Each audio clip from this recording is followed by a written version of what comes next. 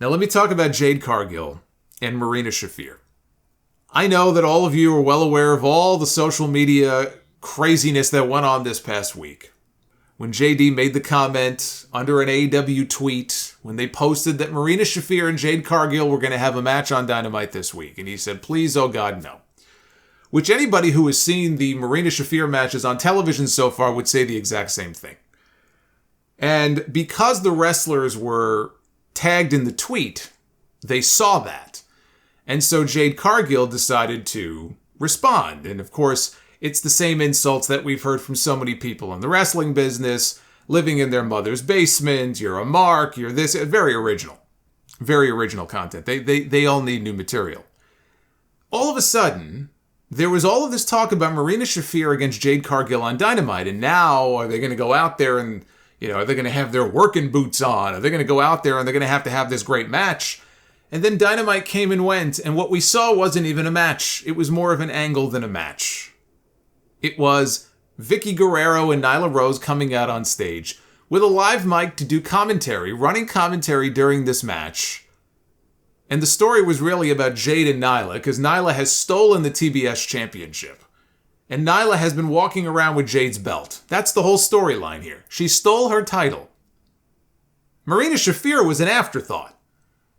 And the reason Marina Shafir was even in this match to begin with was Tony Khan wanted a warm body in there that Jade Cargill could beat, because the story had nothing to do with Marina Shafir. This was all about keeping the focus on Nyla on stage and Jade in the ring. And of course, Jade got the win. It was a short match. It was garbage. It was one of the worst television segments, honestly, of the entire year. Out of anything that we've seen on AEW television. This was awful. And I also think part of the reason why it was constructed this way is because Tony Khan realizes that Marina Shafir is not ready to be in a spot like that. She's not in a position to go out there and have a long, good match. We haven't seen her have a long, good match yet on television. So we'll have all the smoke and mirrors, and we'll have the interference, and we'll have them doing commentary, and Nyla Rose is talking about eating chips and all the shit that was going on. Meanwhile, a match is supposed to be taking place. Nobody gives a shit. So this sucked. And the women, I'm sure, would have loved to have gone out there and had the time to go and prove a lot of people wrong, right? Just give us the chance to go out there and prove people wrong. They didn't prove anything. Tony Khan didn't give them the time to go out there and prove anything because it was never about that. It was about furthering this stupid story with Jade and Nyla. Now, Jade went on a podcast. She went on the 10 Count podcast with Steve Fall. And she was asked about a possible all-women's AEW event. And she said, that would be great if we could. I know for a fact that the women in the locker room, all of them could give 5-star matches. We just need the time to do it and the time to shine. We have a very talented roster of ladies. It's just that we have one match per show, and we're trying to do the best to perform and maximize the minutes that we're given. And then when she was asked about her thoughts on only having one match per show, she said, I'm new to the industry, so I'm going to step back and watch how things are going. I haven't worked in other industries. We're going to keep maximizing the time that we have, and we're going to kill it, and we're going to prove that we are worthy for more time, which is a very diplomatic answer. I will say, even though Jade is still very inexperienced, she has the political answer down pat. That was the smart answer. Now, I hear what she's saying in this interview. And what I'm hearing is what a lot of people have been saying. Is what I've been saying. As far as the booking of the AEW women's division. And how thin the stories have been. And yes, we get usually one match per show. Rarely we might get two. But generally speaking, the women don't get featured all that often. I mean, you want to compare the two companies. You look at WWE and AEW. You may like the women in AEW more than WWE, but one thing you cannot deny is that WWE puts plenty of spotlight on the women on their shows. A hell of a lot more than Tony Khan does in AEW. And even if you're not a WWE fan, that is an irrefutable point. And I bet that if you went and you wanted to add up all the minutes and all the television time, it would bear that out. Okay, so that cannot even be debated. The booking of the AEW women's division has not been good.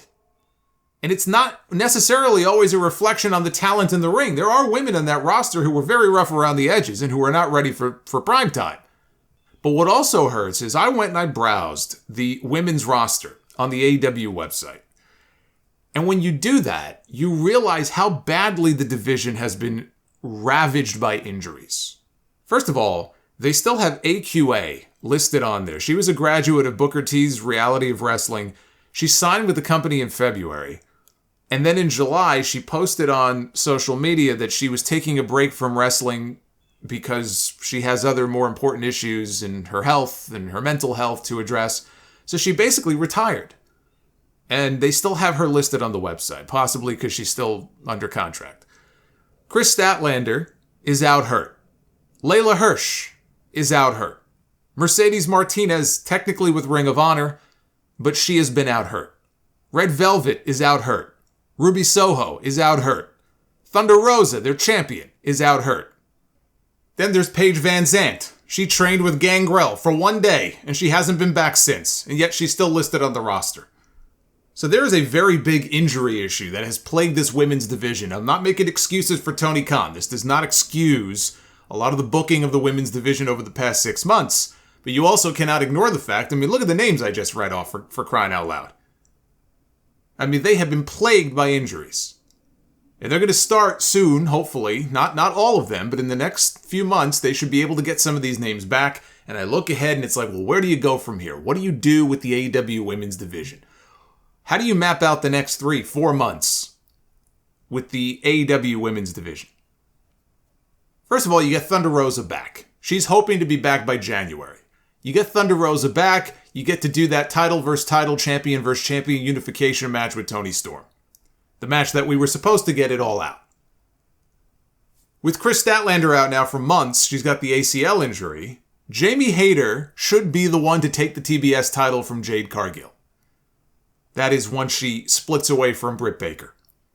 Because she's going to go into Full Gear. She's going to challenge Toni Storm for the championship. I don't think there's going to be a title change, but I do think something will happen with her and Baker, and hopefully it will lead in that direction.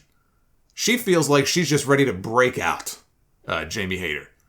So she should be the one, with Statlander being out still for a very long time, to take the title from Jade. Britt is going to have a match at Full Gear, I have no doubt, with Saraya. We'll find that out on TV this week. And if they can get Saraya back in the ring, if she comes back and she has a match with Britt and she does okay and she feels good and she doesn't get hurt and she could be healthy, she would be a huge addition to that division because in that division, she is a star.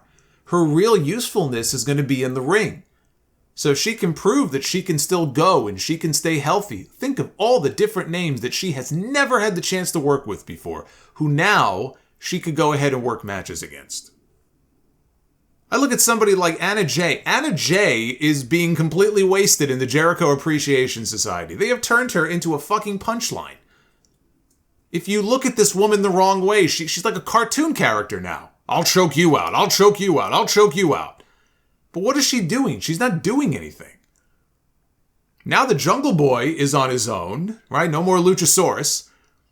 And people already know these two are an item. Why not put the two of them together at some point? They could even feud Jungle Boy and Anna with Sammy Guevara and Ty Mello. And you still have other names to plug in where needed. You have Athena, you have Shida, Serena Deeb, Ruby Soho when she comes back from the broken nose. The parts are there, the pieces are there. It's just a matter of where Tony Khan decides to fit them in. Up to this point, he has not done a very good job. And I'm not blaming the women's talent for that. They can only work within the stories and the television time that they are given. It was very telling, though, Jade making the comments that she made and taking a very diplomatic answer to one of those questions, because you know that she, in her mind, she agrees with all of this. You know a lot of those women agree with this. They wish they had more time. They wish the stories were better and they weren't as lame, frankly, as they are right now. But they're not in the writing room writing the stories. That's not their job. That's Tony's job.